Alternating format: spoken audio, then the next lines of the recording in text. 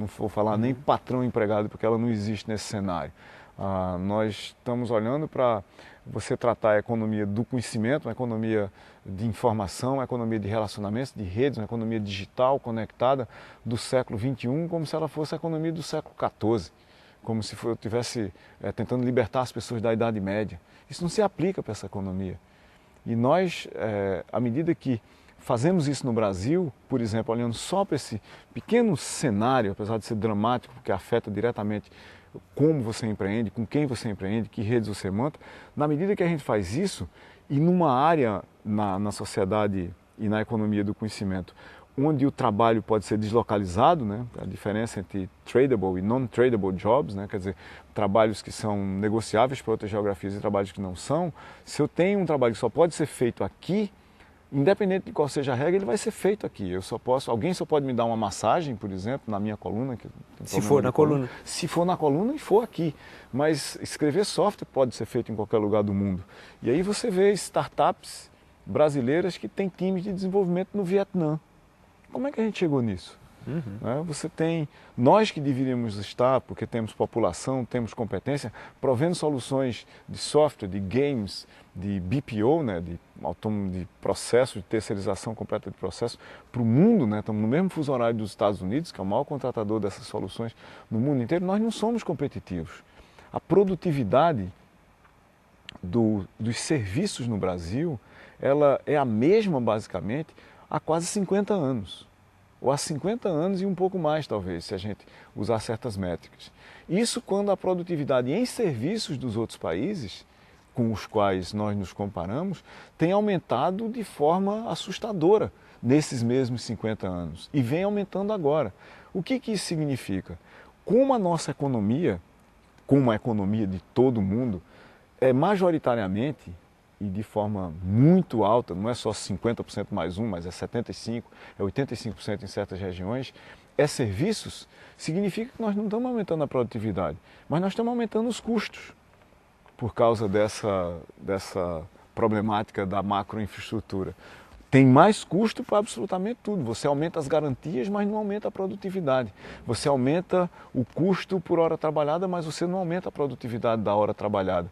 Então tem muita coisa que precisa ser feita para a gente realmente deslanchar um país que tem um potencial tão imenso quanto o seu tamanho, quanto o tamanho da sua população, quanto o potencial criativo, quanto o potencial de aprender, quanto o potencial de fazer. Mas isso tem que ser transformado no fazer mesmo. A inovação é um processo, como eu falei ainda agora, de uma mudança de comportamento. Ela exige uma coreografia ensaiada por todo mundo que vai participar da dança, para que a gente não fique batendo nos outros na hora. Não é uma coisa que você faz aleatoriamente, nem de surpresa, nem tratando topicamente, porque envolve você olhar para o longo prazo. Países não funcionam no curto prazo. Países e sociedades são atividades intrinsecamente de longo prazo.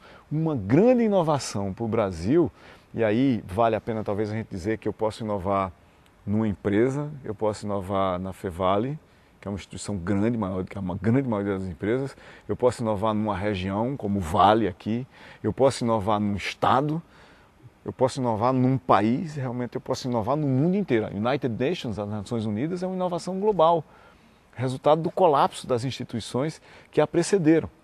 Então, quando você olha para um país do tamanho do Brasil, nós precisamos inovar no país, no contorno que rege todos os outros espaços que estão dentro desse país, para libertar a energia inovadora, a energia capaz de mudar o mundo, que está lá, constrangida, restrita por esses limites externos a cada uma delas, em cada nicho do conhecimento, da economia, da ciência, da tecnologia, das artes, da criatividade, por aí vai.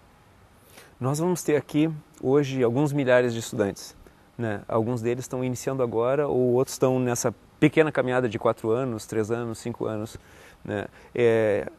Nós conhecemos um pouco do teu histórico, né? Em algum momento tu esteve nessa situação e tu fez a tua vida, tu construiu alguma coisa e tu perseguiu alguma coisa que talvez tu saiba o que é, talvez não saiba, mas como a energia que tu teve, né, e como tu conseguiu fazer com que essa energia vingasse em alguma coisa a partir das experiências que tu teve na universidade. A gente quer, essa é uma aula magna, a gente gostaria de que tu dissesse alguma coisa para esses caras que vão estar aqui, que daqui a pouco vão estar lá e mais lá e mais lá e sabe Deus aonde. Como eu poderia, eu, Silvio, se estivesse nessa situação agora, o que eu faria para sobreviver ou planejar o meu futuro?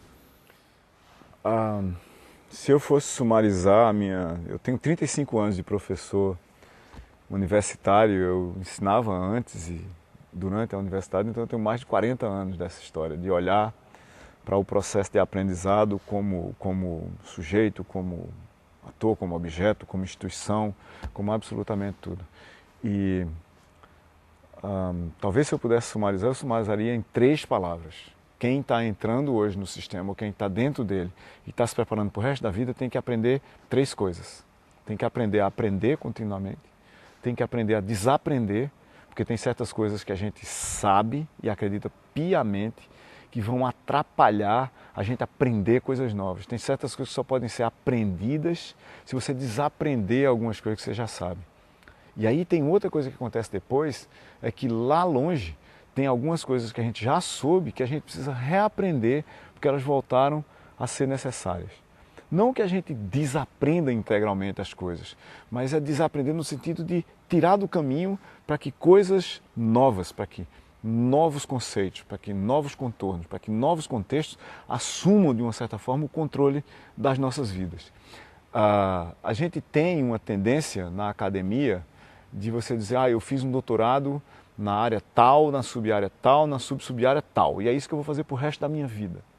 E eu acho que não é isso que acontece, não foi isso que aconteceu na minha vida.